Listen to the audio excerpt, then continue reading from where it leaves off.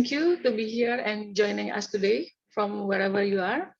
My name is Rahma Elfitri. I'm the Chief of Section for Capacity Development and Water Family Coordination within the Division of Water Sciences, UNESCO. And I will be moderating this morning session virtually.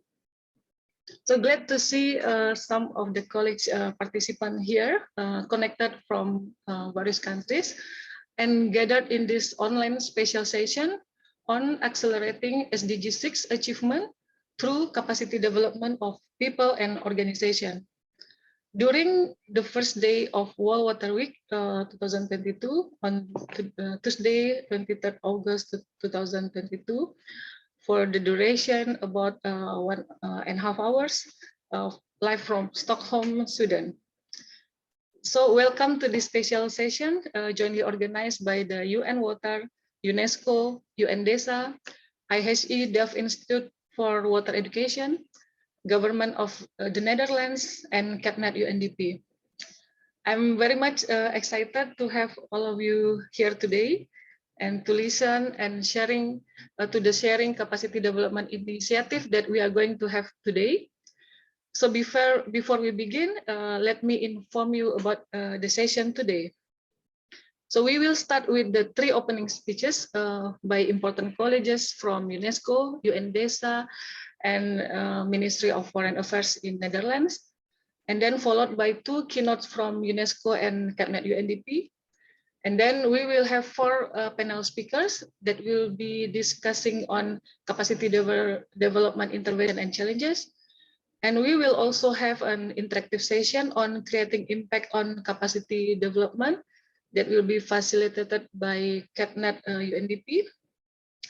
Last but not least, we will have summary and concluding remark on this capacity development initiative. So how excited. So now, before we start the session, I would like to inform also, in order to keep our time within the duration, my colleagues Gaetano Casale from ISE Delft will help also with the time reminder, just in case we pass the time. So without further ado, we will start this session with a short introductory speeches. First, I would like to invite my colleagues, Mr. Abu Amani, Director of the Division of Water Sciences and Secretary of the Intergovernmental Hydrological Program IHP in UNESCO, to deliver the first speech. Please welcome Abu. Thank you very much, Elfitri. Good morning, good afternoon, good evening from wherever you are connected.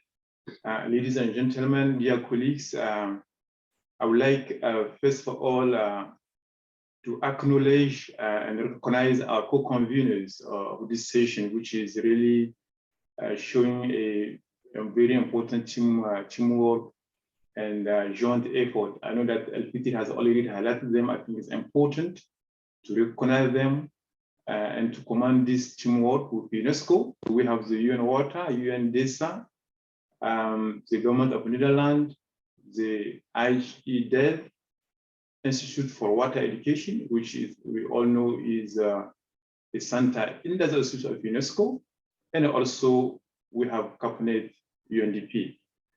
So thank you really for teaming up with us in organizing this session during the World Water Week. As you all know, water is a connector throughout the SDGs of the 2030 Agenda for Sustainable Development, and also between many international development agreements, such as the Paris Agreement on Climate Change and Sendai Framework for Disaster Risk Reduction. Without water education and capacity development, and without cooperation for water, through water, around water, there is simply no development. The Intergovernmental Hydrological Program of UNESCO on IHP is interacting with UN Water, with its water family, in promoting cooperation for supporting member states in the implementation of SDG6, and also cooperating with other partners to foster water cooperation and capacity development. I would like to specially highlight the UN Water SDG6 Capacity Development Initiative. This initiative, as you know, was launched last year in March 2021 and comes with the generous support of the government of Spain. This initiative constitutes a fundamental inter-institutional coordination platform on freshwater, sanitation, and hygiene-related capacity development actions. The initiative enables the UN system and its multi-stakeholder partners to align effort and deliver as one to countries requesting support in enhancing capacity to accelerate implementation of water and sanitation related goals and targets of the 2030 agenda. We want to exhort interested countries in benefiting from this initiative to approach us. The initiative and its action at the national level will be demand-driven. I really emphasize on this, demand-driven and tailored to the needs of individual countries. It's very, very important.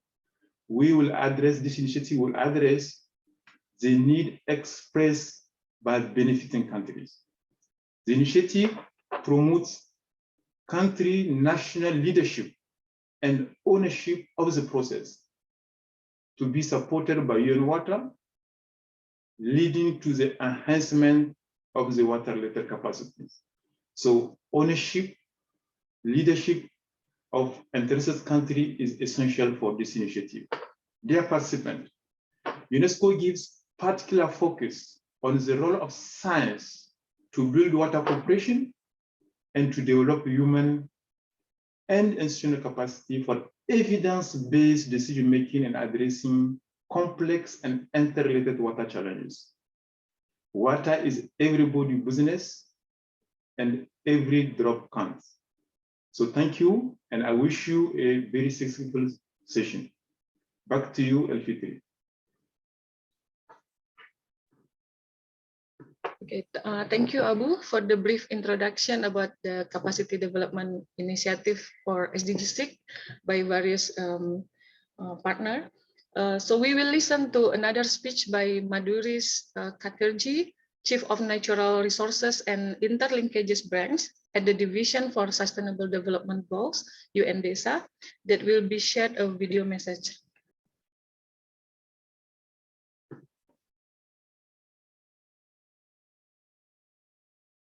Dear colleagues, it's my pleasure to participate in this session on accelerating SDG6 achievement through capacity development of people and organizations at the Stockholm World Water Week.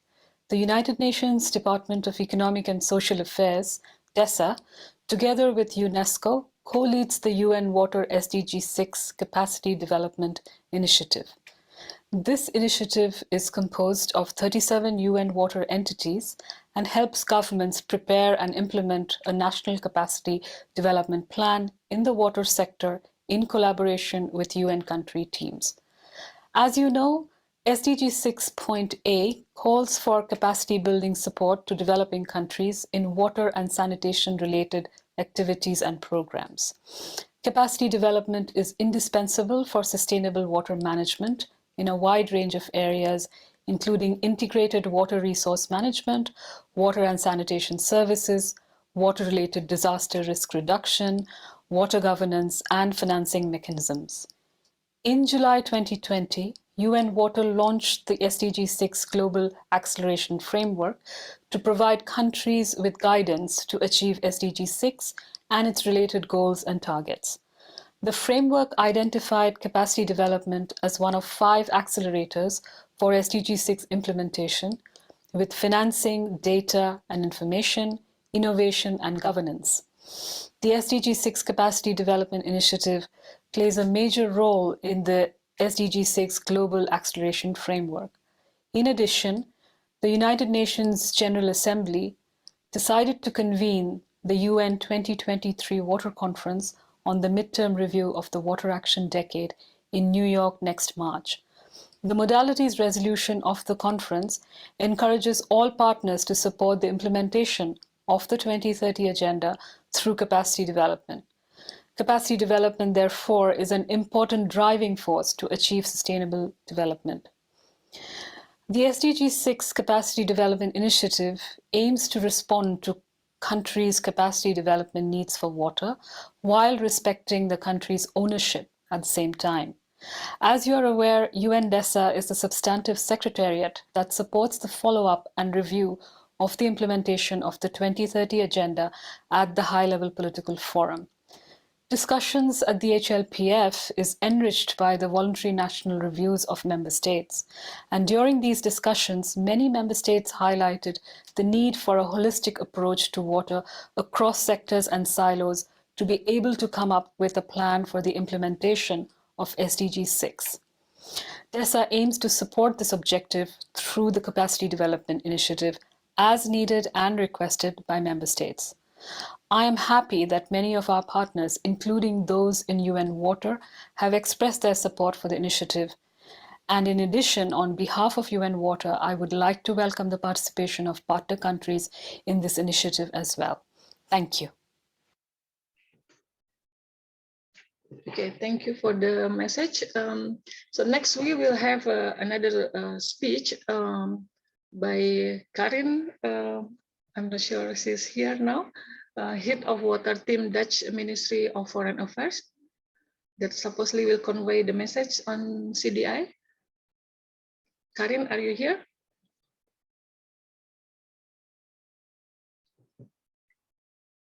Okay, if not, we would like to invite Concinta Marcelo to from the government of Spain to give some intervention and deliver the speech also. Concinta. Hello, good morning, everyone.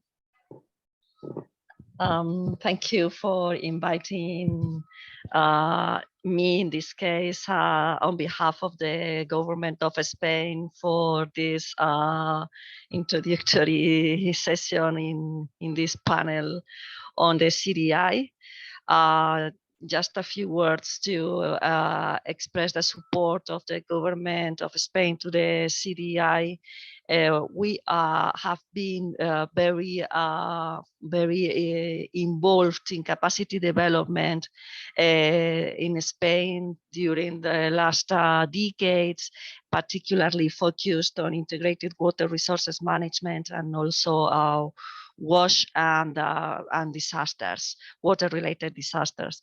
We think that capacity development is one of the best ways for pushing the SDG6 and for taking into account all those capacities that need to be removed in order to accelerate the access to water and sanitation, in particular in view of the conference of 2023 and beyond. And in this case, we will be very committed to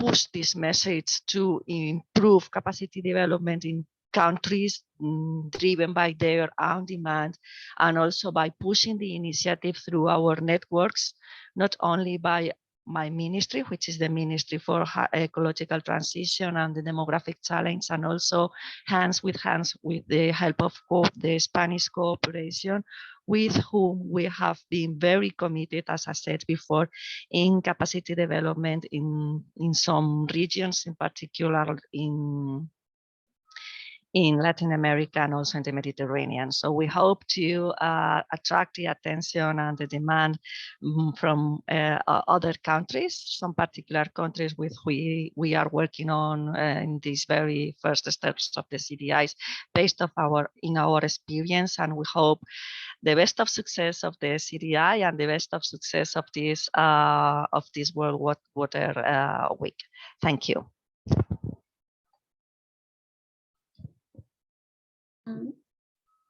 Okay, thank you, Conchita, for this some introductory speech about CDI. It is a pleasure to have you today. So we are now moving to the second part of the session, where we will be having two keynote speeches. The first one, I would like to welcome the first keynote on introducing the Capacity Development Initiative by Alice Aureli, Chief of Section on Groundwater, Sustainability and Water Cooperation in UNESCO. The floor is yours. Thank you very much, Elfitri, and thank you, Gaetano, and the colleagues who are attending the session. My role will be to show what will be the steps, the different steps, what will be the different steps in implementing the Capacity Development Initiative. First slide, please. If we can have the first slide. Okay. We have already listened to the introduction about the Global Acceleration Framework made in purpose to accelerate the achievement of the SDG6 with 5 drivers. And one of these, as we say, the capacity development, water capacity development, and the role of UNESCO, UNDESA, and UNESCO IHE in these new initiative of the UN Water. But let me say that what was the rationale for the inclusion of capacity development in the accelerator, and of course as a driver in this framework. Well, the rationale is that previous approaches have not paid sufficient attention to education, training, attracting and retaining the skilled workforce needed to deliver water and sanitation related services. When we talk about water capacity development, we have to consider that this is required in engineering, scientific and technical disciplines, and also across all areas related to water and sanitation. Next slide. And of course, also for policy, for making a water law, for governance, for water financing, for information technology, capacity development is need for understanding water and environment relation, stakeholder participation and management preparation. Well, these definitely includes strengthening the capacity of local governments and water and sanitation providers in water and sanitation services delivered. Capacity development needs to holistically transfer knowledge beyond training to foster cross-sectoral decision-making, planning and implementation, and intensify horizontal and vertical cooperation on all levels. Next slide. It was already mentioned that UNESCO and UNDESA are co-coordinating a task force of UN Water with 35 members that participate in the initiative. And we continue to thank Spain for their support of the initiative. Next slide.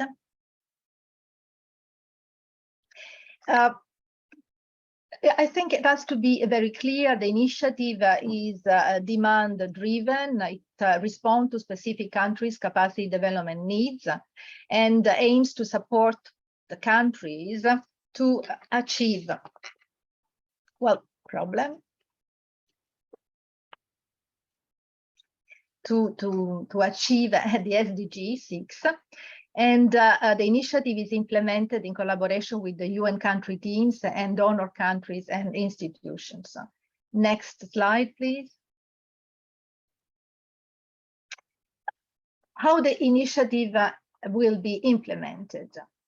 As we said, we are now launching the call for member states to evaluate the willingness of some countries to start piloting the initiative at national level. So there will be some pilot countries. Of course, it's quite important to start with some good pilot. And for these, we are using some of the UNESCO and UN Water and also the Spain CODIA network, as well as for Africa, we are teaming with AMCOV in order to identify the few first pilot countries. When the countries have expressed the will to be supported in the implementation of the capacity development initiatives, a first consideration of the country priorities, I mean, the strategy of the water level and the water sector in the country will have to be identified. So there will be the organization of intersectoral high-level ministerial meeting. Why that? Because when we talk about water capacity development, we are not only talking about the per se water supply or sanitation sectors, but water is agriculture, water is in the industry, water is tourism, water is very much related to what it is, the social and economic development of a country. So, I mean, the capacity development at the national level has to respond to be adequate to what it is, the strategy for development, for sustainable development of the countries, including, of course, the environmental needs of the ecosystem needs of the country. So the integrated workshop will allow to have an intersectoral meeting in order to define what are the main gaps for the different sectors, depending economically from the water resources of the country. To evaluate, for example, if the water resources of the country are enough studied and known, what are the data available, etc.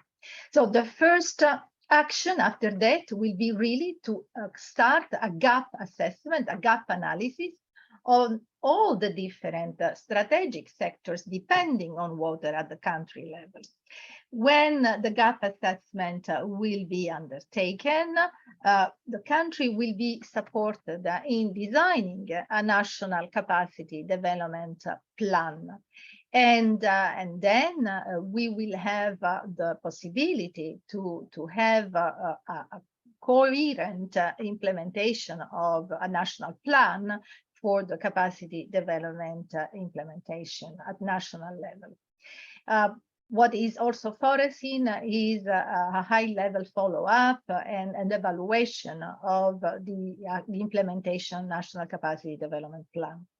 Again, I think it is absolutely crucial to understand that the Water Capacity Development Initiative is looking at accompany a country to be and to have an adequate water strategy for the socio-economic sectors of the country. Next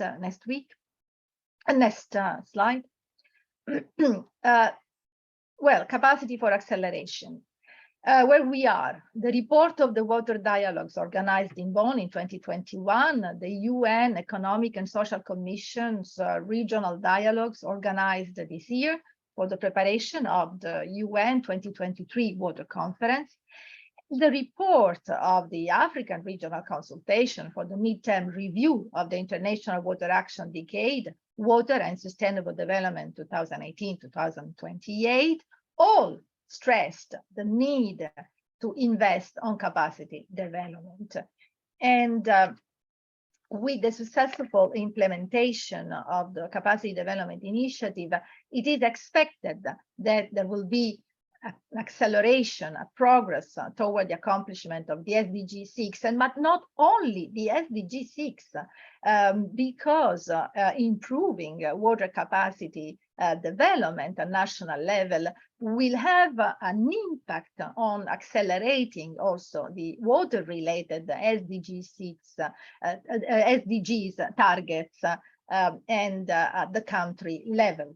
At the UN 2023 Water Conference, then we have to call all countries to take commitments to increase investment in water capacity to achieve the the 2030 agenda.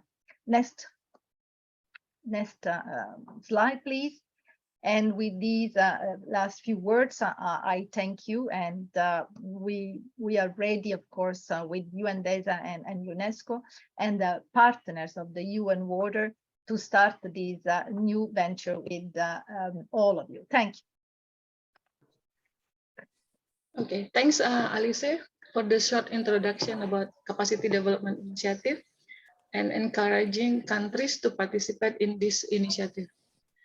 So now we will move to the second keynote that will be sharing on capacity development in practice by Yasmina Rais Elfeni, Senior Program Officer, CapNet UNDP. So the screen is yours. Thank you, Elfitri, and good morning, good afternoon, participants. So we just heard about the implementation of the initiative, and I will discuss how effective capacity development in practice responds to specific country capacity needs by building on existing strength and bridging gaps through demand-driven interventions, and share some examples with you. Next slide, please.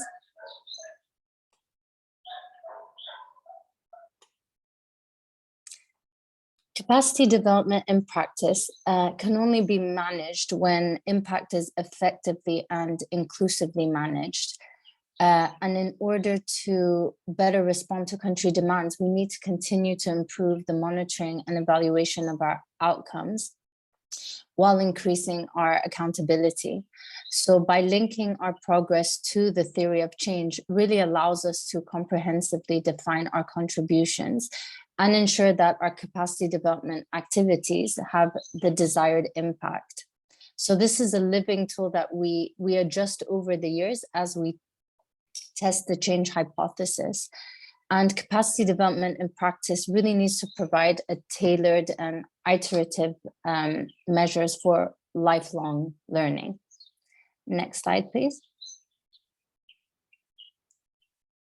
So allow me to share some examples and lessons learned from the ground. So at the global level, across 18 countries, 16 in Africa, and then 1 in China and Bangladesh, we led targeted trainings, which led to the adoption of revolutionary international non-sewage sanitation standards. So in partnership with ANSI, we took a blended learning methodology for contextualized implementation. And this meant that online learning allowed for all stakeholders to be on the same page technically. It addressed COVID restrictions and accommodated a substantially higher participation level. Then the negotiation and the stakeholder engagement portions were done face-to-face for the accommodation and encouragement of the adoption of these standards. And you'll see some excerpts from 3 countries that we picked out. And Liberia, for example, had no record of how wastewater was managed, but currently experts are working on more widespread awareness on the benefits of adopting the standards in collaboration with national authorities. In Uganda, a framework with the standards, in line with the standards, is being developed to serve the sewage needs in settlements hosting over 2 million refugees. And in Bangladesh, there's been increased political commitment to increase investments for the management and adoption of the standards. And some lessons learned we picked up from here include larger awareness raising campaigns to improve political will, and clearer social and economic benefits outlined for negotiation processes. Next slide, please. At the regional level in Tajikistan and Kazakhstan, there were increased commitments to involve youth in the design and application of source C approaches, thanks to a number of capacity development initiatives that resulted from a global capacity needs assessment survey in partnership with the Source C Action Platform. And this was the first of its kind done, it was really carried out to understand the current levels of awareness of the need and benefits of having a source C management approach. And so we gathered the outcomes of the survey, which will then inform more appropriate awareness raising interventions and training materials. Next slide, please.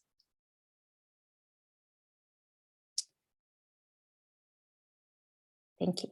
And then at the country level, across 3 countries, Argentina, Kazakhstan, and Kenya, substantial progress was made in promoting the integration of environmental data to improve the protection, management, and restoration of freshwater ecosystems. So in partnership with UNEP, UNEP-DHI, and GWP, we ran a number of capacity needs assessment surveys to identify specific gaps, which then resulted in a global training manual, which was developed and then adapted to meet the specific country needs. We took a blended online and face-to-face training approach, which was really delivered towards accelerating SDG 661, where the online courses accommodated for greater outreach and exposed the relevant stakeholders to the relevant tools, followed by in-country delivery for effective stakeholder engagement and action planning for more sustainable results once the project ends. And lessons learned that we took from here included the need to have flexibility surrounding this methodology, which made it possible for the development of the project to be adapted to specific country contexts. And really, the countries highlighted the benefits of peer-to-peer learning and sharing experiences.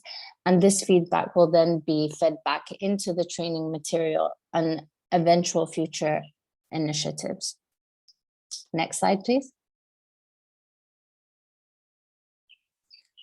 So those were just a few examples at the global, regional, and country levels. And really, in terms of our approach, we're committed to advancing equal access to and management of water resources through our capacity development initiatives. And with strong support of all our partners, we have really made great strides towards achieving this, but still have quite a way to go to ensure that inclusive practices are committed to, adequately financed, and implemented. Capacity development initiatives, as mentioned by my colleagues previously, really do have the greatest potential for supporting vulnerable groups as active decision makers. So we continue to pay special attention to youth, who are the future generations of water leaders. And as you can see, these are just a few examples of our recent initiatives. So in collaboration with GWP and GWA, we have a training on gender and IWRM. We have a second edition coming up on youth water and the SDGs. And then we're supporting the Women in Water Diplomacy, which is led by Siwi. And next slide, please. This is my final slide. So as mentioned, capacity development really is one of the key instruments to addressing the complexities of water issues, and focusing on a systems thinking approach and analyzing the gaps from the individual all the way up to the institutional levels. It really needs to be systemic, long-term, and forward-looking, requiring local ownership for sustainability beyond any capacity development initiative. It needs to invest in enhanced and strategic impact through various forms of innovative delivery means that I mentioned earlier. So close collaboration with our affiliated networks, as well as our international partners that reach over 120 countries, ensures this effective and widespread capacity development is delivered at the highest quality.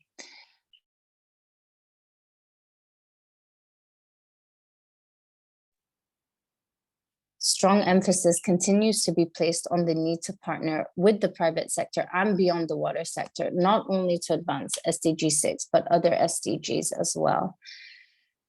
And capacity development really needs to go beyond the trainings, as Alicia mentioned, in order to foster this cross-sectoral decision-making and catalyze cooperation at all levels.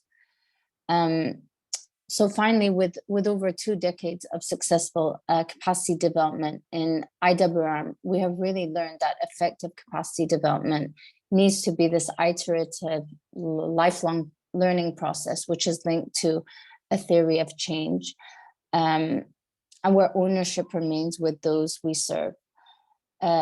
Finally, gender inclusive practices really do remain our priority to further ensure the sustainability of any initiative and reaffirm the commitment that no one is left behind. And last slide, please. So thank you all for your attention, and we really do look forward to continuing supporting this initiative and developing capacity that responds to the needs on the ground. Thank you. Okay, thank you, Yasmina, for sharing the capacity development and some activities on the ground in accelerating SDG6. So thank you again for both keynote speakers. We will now move to the next part of this session. We are going to have panel discussion on challenges and opportunities of capacity development. So we will have 4 panel speakers together with us today, and we will discussing the issues on challenges and opportunities on capacity development. So our first panel is Ines Brida, member of IWA Young Water Professional Steering Committee.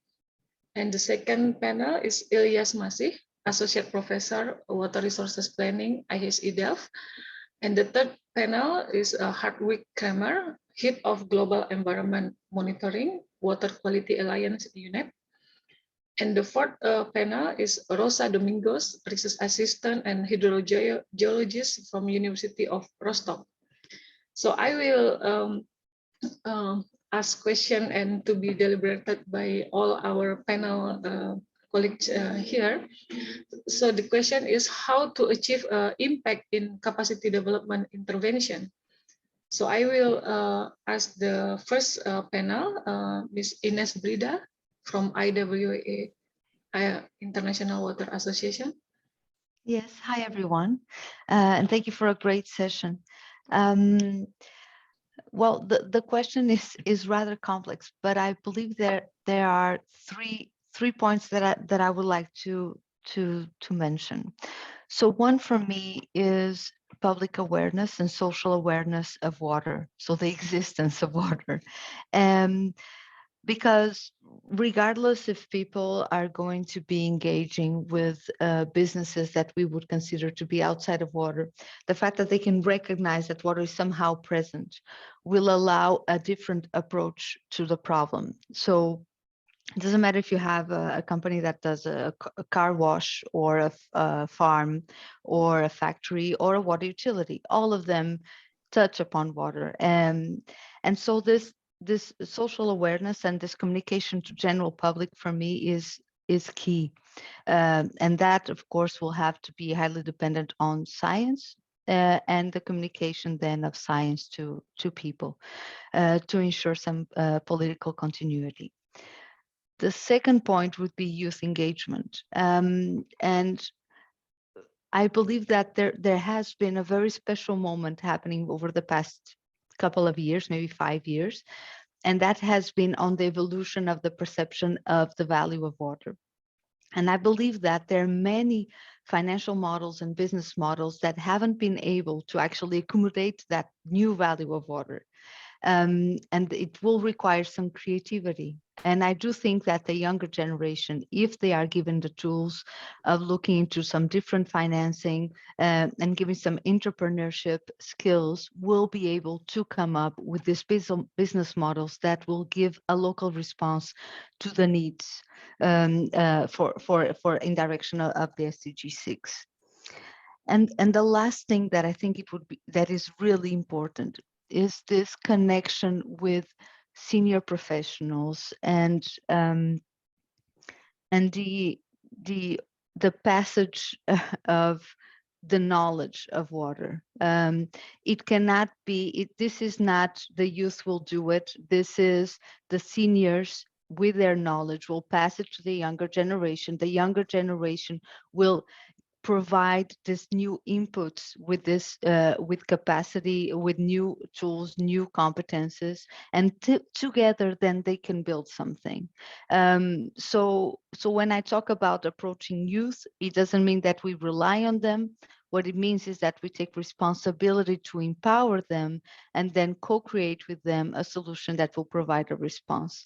So that will be my take on this question, even though it's rather complex, but this three notes: so social awareness, youth engagement, and inclusion of seniors within this process. Okay, thank you, Ines Brida, for the information sharing on the capacity development from your perspective. So I would like to ask the second panel also on how to achieve the impact after conducting so many capacity development program to make sure it is achieve the impact. So I would like to invite the second panel, Ilyas Masih from ISE Dev Institute for Water Education. Thank you very much. I would build on what Ines has said and what Yasmina was saying in her presentation. My experience at IHE Delft in participating in capacity development programs at individual and institution level. From this experience, I see that the core design of this program with the users, with the people who will use them is very, very important to achieve the impact. The second thing is that when you run long-term capacity development programs, there must be element of flexibility in that so that you can cater new needs. When the participants understand things differently in the future, you are able to include these needs in your capacity development programs. The third thing I find it very, very important is that these training must be tailored to the context, the issues you need to address, or the users or the people who need to be trained, what jobs they are doing and how they can use this knowledge to improve their day-to-day job, but also think strategically and long-term beyond what they are doing. So these things are really very, very important. And I highlight this with very short two examples. Currently, I'm leading a large capacity development project for Iraq. And in Iraq, water resources planning is very important as they reflect on the strategy for land and water resources for them. So we held a training on planning process itself with different steps and tools and models they can use.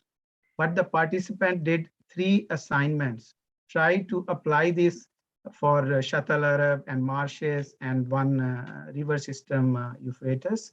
And then I really saw that how they really learned it. And these participants were already working in Ministry of Water Resources. And then we interact with them and see how they can really apply that. One challenge briefly I indicate, Yasmina also mentioned about theory of change. However, I see that a good monitoring and evaluation and follow-up for how these interventions are making impact need more attention. So I would advise that the programs we develop, we take a theory of change approach, but we pay attention how we can monitor and evaluate and learn on the impact of these training. Thank you very much. Okay, thank you, Ilyas, for the important intervention shared with all of us. We will listen to the next panel about the strategy or the experience in achieving impact in capacity development. So I would like to invite Hartwig Kramer, Head of Global Environment Monitoring, Water Quality Alliance, UNEP.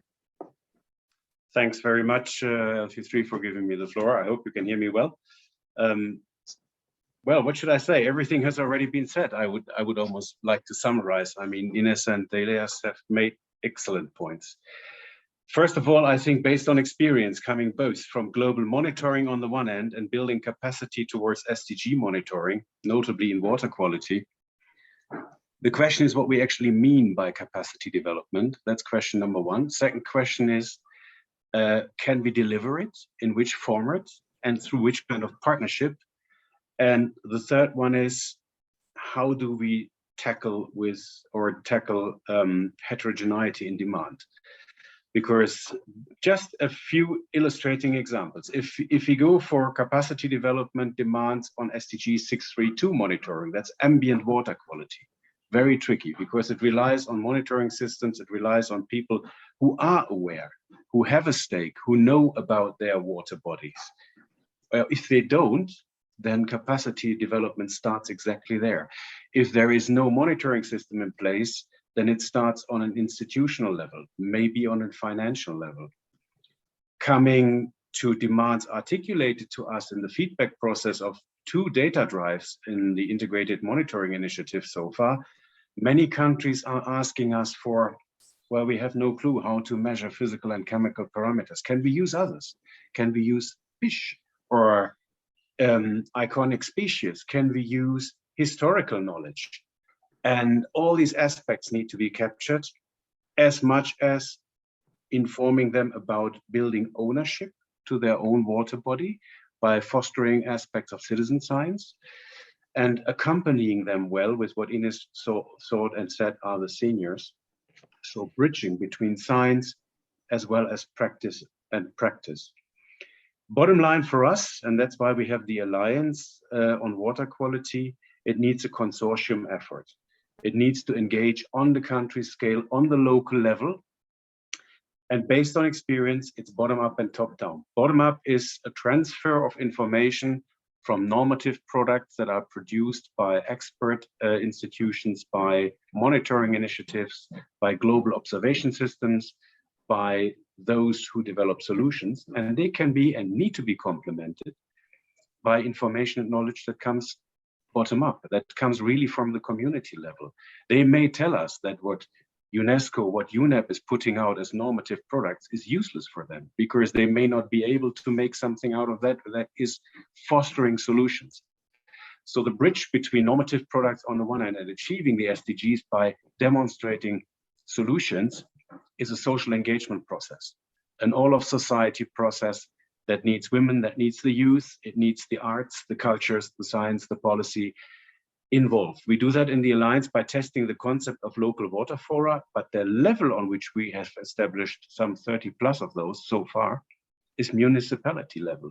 So reasonably small scale, some good experiences with fisheries communities around the Lake Victoria, excellent experiences in small townships in Cape Town when it comes to groundwater quality and building ownership. Lousy experiences in bigger systems such as the Volta, where we simply failed to get the right communities on board. Let me leave it at that for the moment. Okay. Thank you also, Hartwig, for sharing the strategy to tackle the capacity development and the importance for having the monitoring on the program that we conducted. So we still have our fourth panel that will be sharing her experience also in the University of Rostock. So I would like to invite Rosa Domingos to share some experience with us.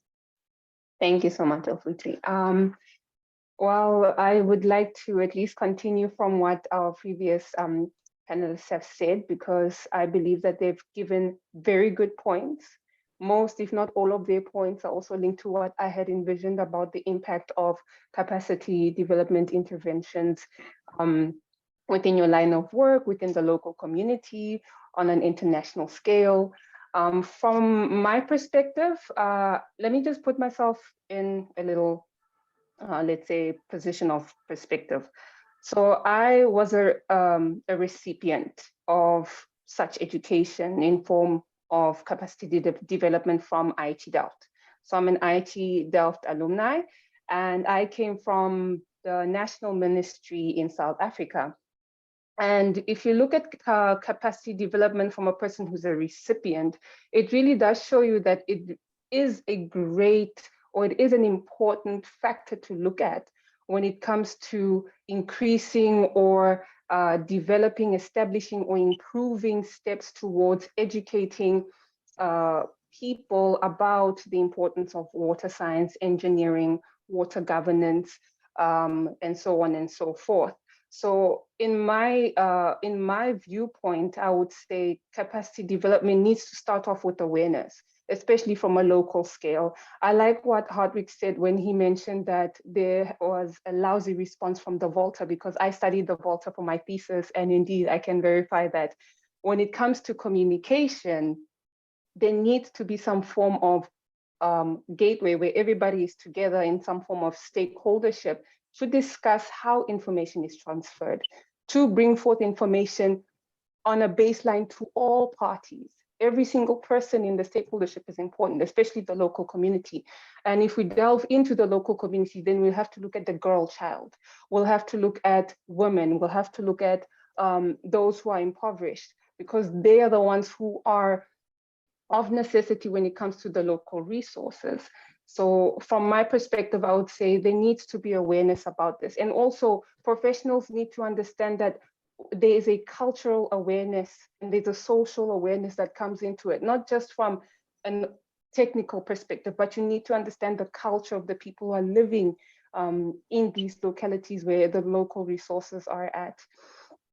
And I think from a final perspective, I would say also the knowledge transfer. Ines mentioned that already, but it is so important to have the youth come into play, but then have seniors who are willing and able to transfer knowledge that's already available onto the youth, so that they can then propel the change or the monitoring, the evaluation of water resources in the form of education and training. And that's my opinion. Thank you. Okay, thanks, Rosa, for sharing the another intervention in achieving impact for capacity development. And I would like to thank all panelists for sharing this intervention with all of us today. So now we are coming to a special interactive session where we will be interacting with the online, with all audience here on how to create impact. So now let me invite Themba Gumbo, Director of CapNet UNDP, to facilitate this interactive session. Themba.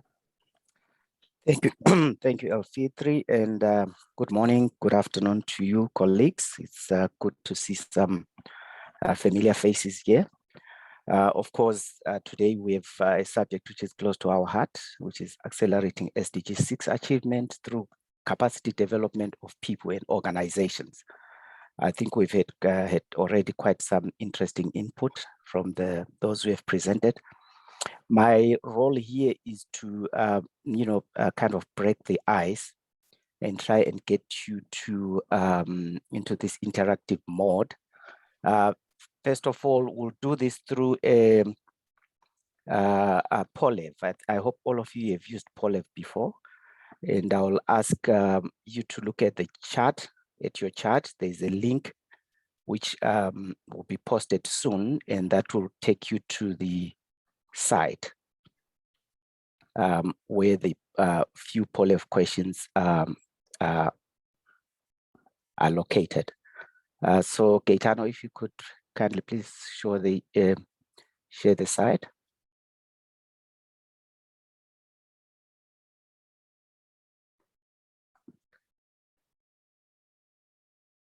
Okay, thanks, Colin. The site is there. You can either use your screen here, or you can also use your phones.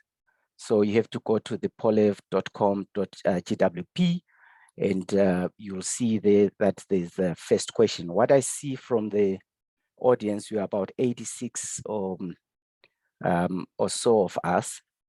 So the first question is, I would like to find out, where are you joining us from this morning? So if you could, spend just a few seconds, look at the map and try to zoom in if you can, and click the country where you are joining us from.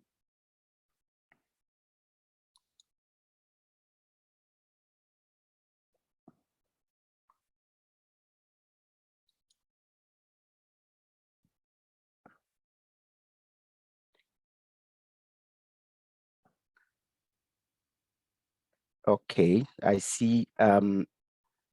Naturally, there are a couple of moving from left to right. There are participants also from Latin America. You're welcome. You've braved the early morning. And of course, as expected, we can see here a concentration within Africa and also Europe, and a couple of colleagues from Asia. I would like us to move on to the second question. And the second question again is pretty straightforward.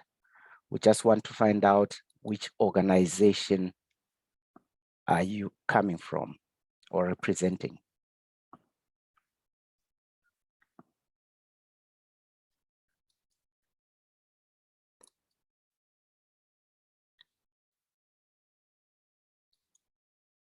Again, you can see from the screen there, quite a large percentage from government to, and academia, followed by other. Of course, it will be interesting to find out what other is, but also a number of colleagues, of course, from the UN and also international organizations. With that, I want us to move to the second question, the third question, which is would be slightly more challenging. We want to find out, from your own experience, what factors create impact in capacity development efforts. And I should say, there are no wrong answers as far as I'm concerned, but we just want to have a feel from the audience what you believe. I can see 36% of you are voting for targeted capacity development efforts, which bridge gaps on the ground. I think somehow I'm not surprised with this, because it also resonates with the capacity development initiative, which has been explained to us. But of course, naturally, the other aspects also are equally important. I'll move on now to the final question. If I can advance to the final question. The final question again looks at, what capacity development activities have the greatest impact? I think we've been talking about impact in this whole session. You can see the results for yourself. We have a 48% there who are saying support to a change, reform program, or transition in organization and policies, which is closely followed by general education and knowledge in general, including peer-to-peer learning. With that, colleagues, I think this gives some kind of a temperature in the room. And with that, I'll hand over back to Elfitri. I think already there's been a couple of questions also which have been posted on the chat. So I'll hand over to Elfitri to continue with the maybe the other responses in terms of voice, which are coming from the participants. So over to you.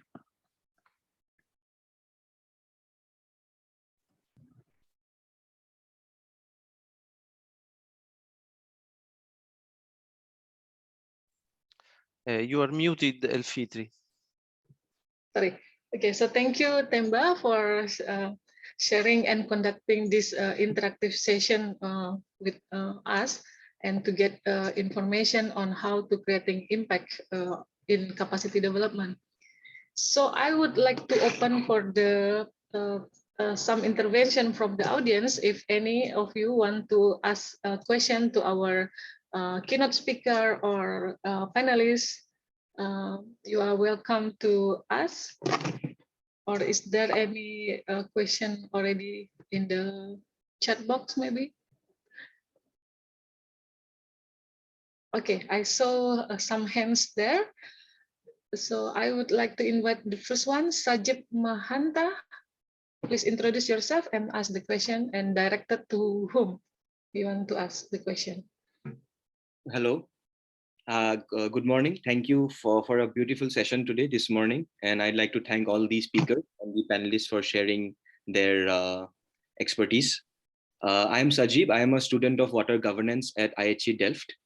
And I really like the points made by Ilyas and Hartwig about co-designing and monitoring, and how Hartwig mentioned about also post-normal sciences, that when it comes to knowledge transfer or generating knowledge, and when we talk about now co-producing knowledge with stakeholders, it's very important that the power relations are kept in consideration, because sometimes what happens that we try to address some things, but at the end the things leads to inequities more, because the knowledge of the communities are not heard.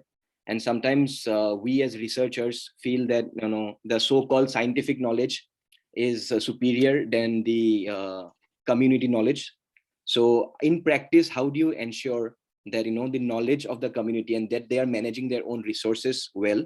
How do you validate that knowledge, and how do you make sure that their knowledge gets translated into policy?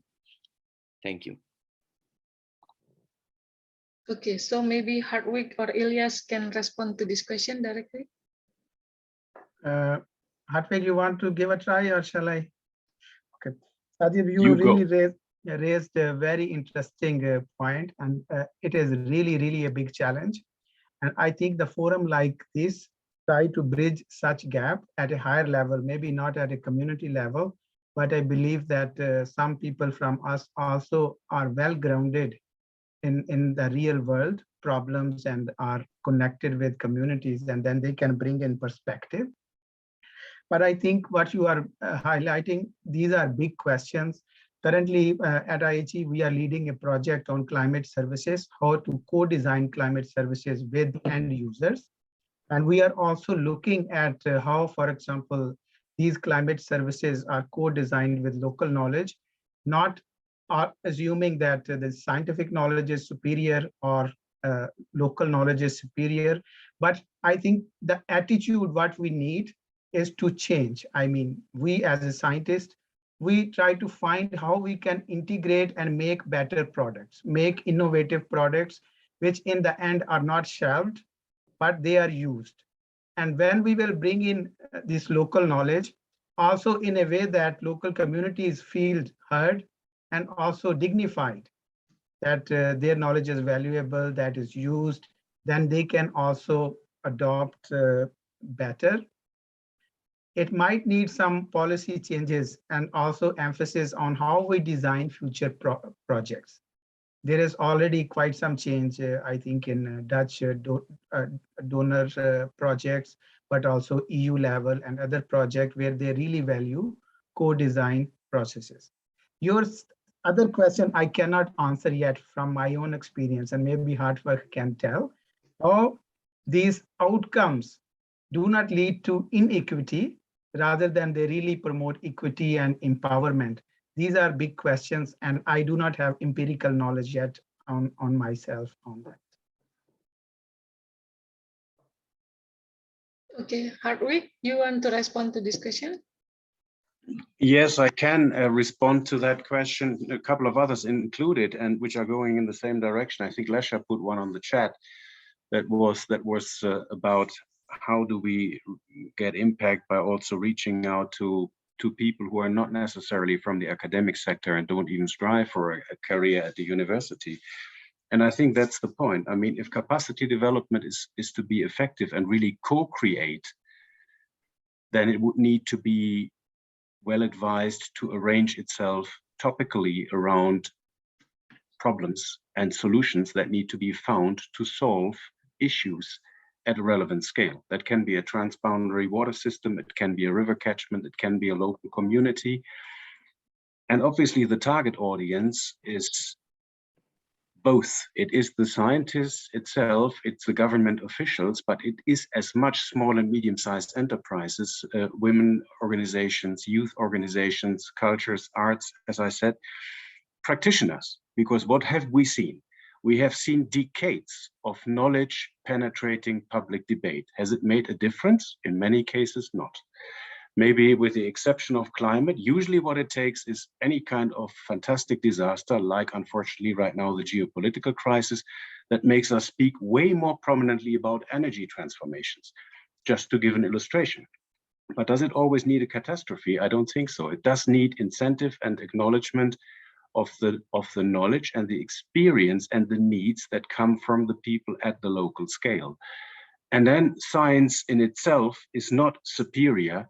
It is the top-down information and knowledge coming from experience and bodies of science that can help co-design, but it would largely fail unless it's really complemented by local knowledge and by potential solutions, even of small entrepreneurs. The Climate Technology Center and Network is part of the UNFCCC is trying that concept, and it's not always successful because it's small scale. But it is certainly a way that I would call capacity building is particularly cleverly positioned if it also addresses the enabling environment.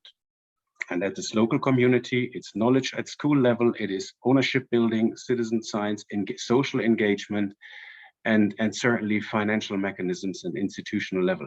Most of these audiences will not necessarily be academic. Thank you.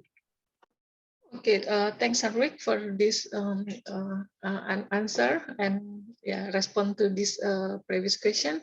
So I believe we still have time. So I will give opportunity to another colleagues to ask the question. From my screen, I saw from the left side, I saw Lesa Whitmer from WFWP. If you want to ask question, and to whom? Hello there. Women for Water Partnership. That's the abbreviation. Just like a lot of my colleagues here, I'm based in the Netherlands, but we're a global organization. Hartwig already answered part of my questions. Thank you. As usual, we agree on a lot of these points. But there were two other questions I had, which I want to repeat. One is, how do we train the trainers, the professors, the lecturers, to first of all appeal more to the actual situation on the ground and actually communicate with people on the ground? Because I think that is lacking in your curricula, Eddie. I think we're not actually equipping the students to learn how to communicate, how to negotiate, how to learn how they can make the education more accessible. That's one. And the other one, more attractive for a practitioner, which has a very different learning curve than an academic. Their learning style is different, their learning curve is different. And if we want our senior people later on to be very effective, then we also need to teach them how to do that. There was a really interesting project in the Netherlands, and maybe Eddie and your colleagues in IHE, we have to talk to the Dutch government about that again, which was actually educating the TVET institutions in different countries. So how can you change your learning system and what you are actually conveying into something that is more of our time and more effective to reach out to this group? So that's a very happy question, and I understand if you don't have a ready answer, but I think if it only depends on the very few academics in the world in percentage space, then we need to teach others to do what we are now trying to do and make sure that basically they take over our job. So that's one. And the second one is about how do we incorporate other types of learning. So Hartwig, you mentioned citizen science. I think the discussion now is a lot better than a few years ago. I think it's really getting traction, and I see Ines nodding. But because that's also a very, very important chance for the youth, because they work in their own communities. It's relatively easy to do, and it creates knowledge and experience that they can then use for their further career. So it's not just that we get more data, but we also get more capacity of these groups. And last but not least, the local people will believe those data more than the data that we collect.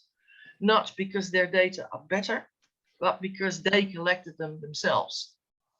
So I think that's another thing that we need to discuss when it goes to how we design the trainings and how we make sure that it goes to other levels. And I'll stop here. Thank you for the floor. Okay, thank you, Lesia.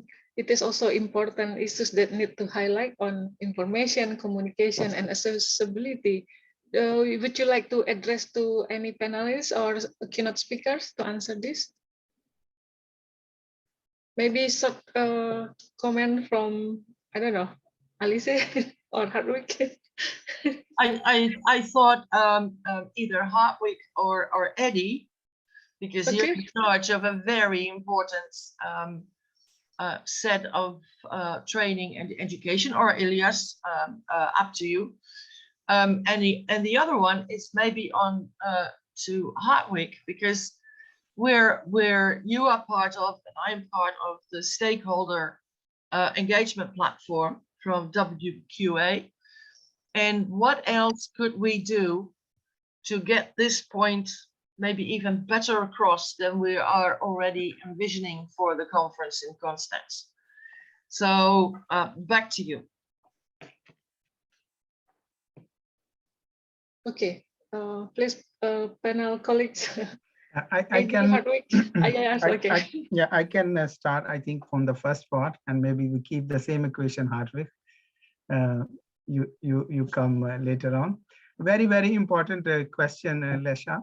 I joined IHE in 2011, and you know, IHE Institute and many other universities, they cater the need of, let's say, bachelors in engineers, and then they do masters and PhDs, and that is a different target group. And we have developed our curriculums to cater their needs. And of course, they connect on the ground as well. But your question is about TVET, like diploma engineers and more practitioners. I have learned that over the years, we have implemented a number of projects where we try to cater the need of both groups. And here I must commend the Dutch government that they have started several such projects under NAFIC funding programs.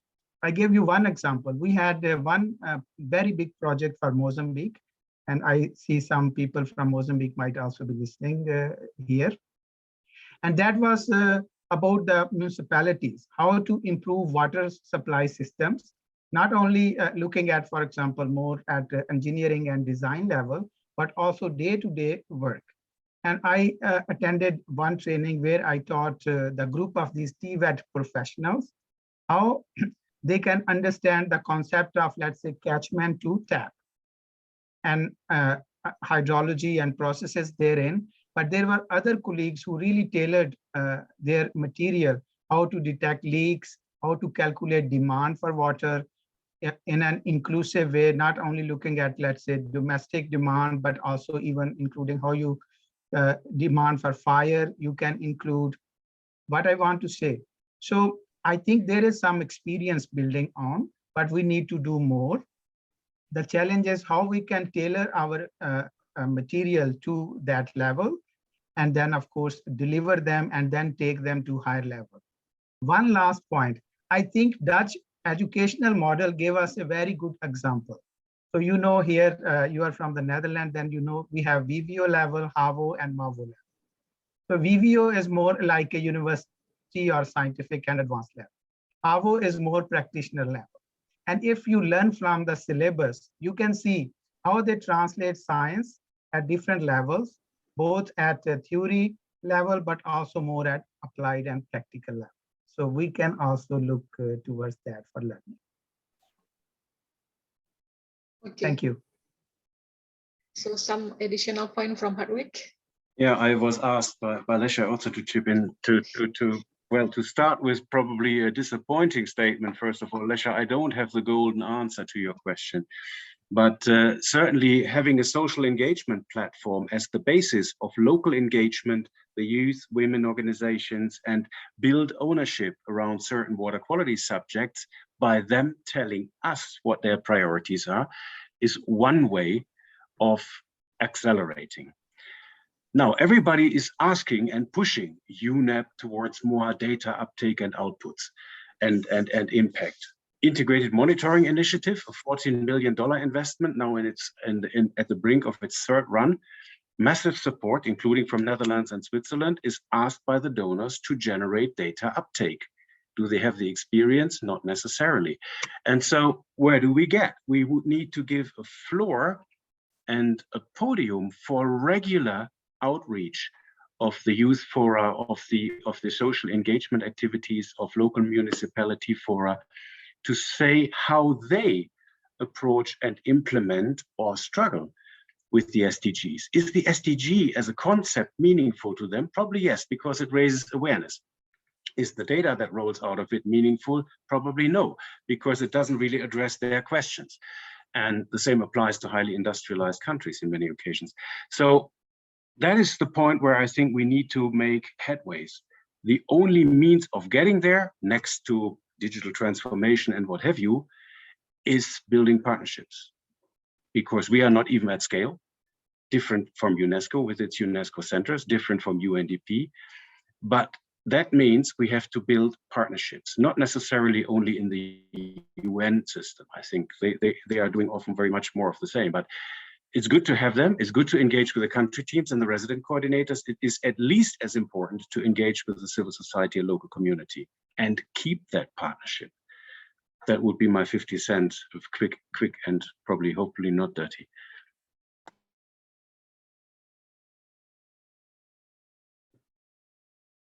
You muted. Muted. Okay, sorry. Okay, thanks, Hardwick. So we still have some hands there, but I would like also to take one question from the chat box. I saw a question, very interesting question here from my colleague from GWP, Colin Heron. He asked about, given the rapid turnover of key staff in water institution, how does the CDI plan to avoid always playing catch up in terms of capacity development to new staff? In other words, how do you embed the capacity development so as to avoid the need to develop capacity all over again in each country every few years? So Colin, would you like to ask directly to any specific panel, or any colleagues here want to respond to this question? Yeah, I can try a little bit, but it's just because I actually also wanted to address the question before, but I kind of feel like maybe it can link, because, and this will be also a very short note, but I think it's important, disregarding the trainings also, how to train the trainers. But for me, it's really important that we create local references. And therefore, in my perspective, because I'm seeing so much acceleration through entrepreneurship, I think it would be very relevant to identify who within that region can be set as a reference and leader and mentor on entrepreneurship.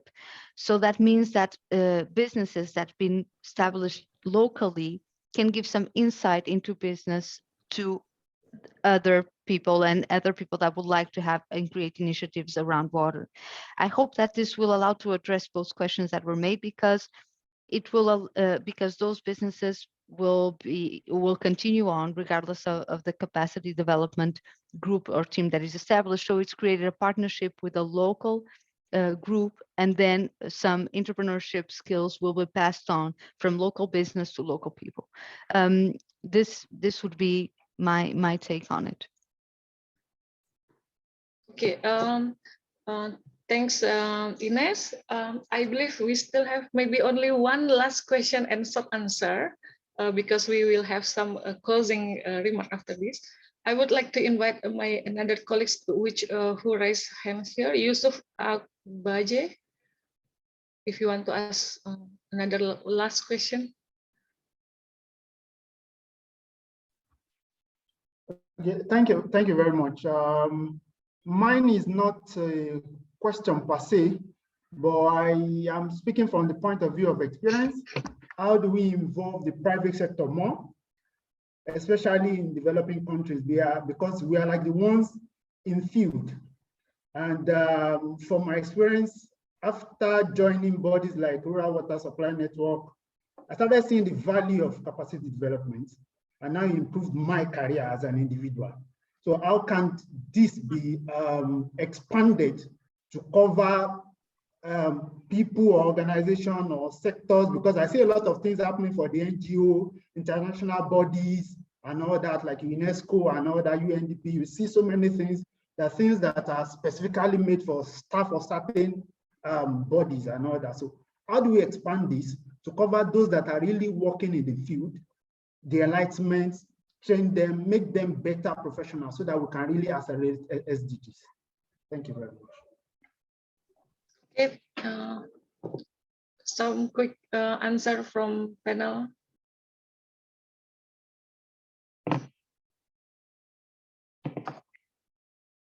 Okay, if not, I would like to apologize for another 2 hands that I saw there, because we don't have enough time. We need to move to the closing part now. So please still remain with us, because we will have another closing or summary by our colleagues, Professor Eddie Morse, Rector of IHE Delft Institute for Water Education, that will be giving a conclusion towards UN Conference 2023 and beyond. So please, Professor Eddie, I would like to invite you to share. Thank you very much, Fitra. And maybe Leshla, take the opportunity, because I was allowed to do closing remarks also to answer your question during that moment. I do think that you're completely right. And that's also what the others stated. First of all, I think what we need as capacity development is really going through society. And so it's from top to bottom and bottom to top. And we need everybody engaged. So I think the awareness raising that was mentioned is also, I think, a quite important part.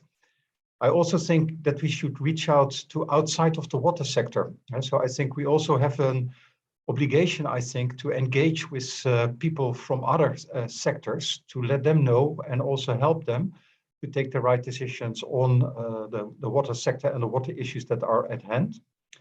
I think that one of the things that we are also trying to do at IHE, it's a question to Leshla, is that we're trying to develop curricula that we share with other institutions, but we also help them to train the trainers actually on how to do the education in what we think is a good way. And I would really be a favorite to support that more, if possible, also at other institutions. I also think that there was a quite nice, very broad discussion, a lot of things that were mentioned that came to the table. The last one that was in the chat box, and I think we did not discuss that orally, but I would like to mention that as well. But what we also notice is that what we see happening in the water sector is that because of the missing of careers, a lot of young people and mid-career professionals, they leave the water sector, which I think is a real pity. So I think it's quite important that we also look how we can create careers that are interesting for young people to work in the water sector. I also see that as a part of capacity development, that you're not only working with individuals, but you're also working with institutions, and you're trying to embed the capacity that you create.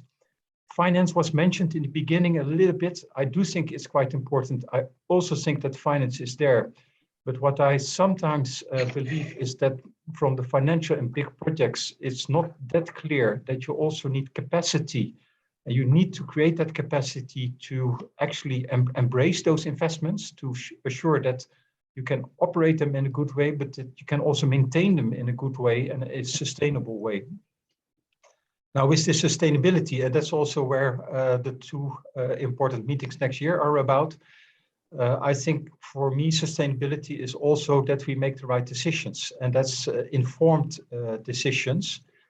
And how can we change what we're doing at the moment? And we really need to change what we're doing. Otherwise, we will never speed up and achieve what we want to achieve. So how can we do this? And I think what I really appreciated in what was said by the former speeches, it's reaching out, it's creating awareness, it's involving everybody as much as possible throughout generations, but also throughout people. I do think that in what's happening at the moment, also with the investments, that there is still a risk that we're leaving, say, the less well-to-do people behind. So I think that we should really be aware that we also bring them on board and we create possibilities for them. So I think that's something that is important. But I also think that with the private businesses that were mentioned, is one sector that I think is interested to also help out and reach out, because for them it's also important. And I think that that could work out, but I also think we should not wait for other sectors to help to engage with them. Health sector being one, and I think that's also where Hartwig is much concerned about. It's about actually water quality. And I do think that working together with the health sector also in what is being discharged to our water systems is, I think, a quite important one. But it's not only the health sector, it's also then people using the medicines. And that's we, and that's us together. And I do hope that we're able to do that. So what I also very much appreciate actually what was said by the representative from Spain. So thank you very much for that. Because what we do see happening is that indeed, like what Alicia also mentioned, is that there is a lot of attention for capacity development. There's a big need for capacity development, but there's not a lot of financial support how to do this. And then I'm talking about the broader part of capacity development. So that's about education, it's about training, it's about institutional setting throughout all the levels. And I think there we need to reach out also to financial institutions, how we can help them to better understand that a long-term investment in this capacity development is also a financially sound decision with a low risk value. And I think there are a lot of gains there. But at the moment, it seems as if it's not clear to those investors that you should invest also in capacity development. And like I said, you can't see it alone from the other 4 accelerators. So you also have to look at your governance system. You have to look at your social and technical innovations. You have to look how you can collect the data, but also how you can use the data to make the right decisions, quite important. And I think capacity development plays a major role in bringing this together, but we can't do that alone. So I think we should really reach out. And with that, I would like to thank everybody, maybe also on behalf of IHE Delft. I'm quite sure that Ulfitra as the convener will also do that, but please allow me to also say thanks to all of you. And I do hope to engage with you also outside of this meeting, because I think that's the importance of these conferences, that it's a meeting point, but also a starting point for further collaboration. Thank you, Ulfitra. Okay, thank you so much, Mr. Eddie. Yeah, we are now at already coming to the end of the session. So I thank all the speeches in the opening and also closing, keynote speakers, panelists, and facilitator for sharing important capacity development of people and organization in accelerating SDG6. So I thank also all participants for such interactive discussion that we have just now. Please don't mind to reach us for further question and information anytime, because we don't have enough time. So with that, we will close this session. I thanks once again, and I hope this important message we will be able to bring it to the UN conference and deal with these issues furthermore. Thank you so much, everyone. Till we meet again in others event. Thank you. Thank you. Thank you, everyone. Bye. Bye. Thank you. Bye-bye. Thank you. Bye-bye. Bye. Thank you. Thank you. Bye.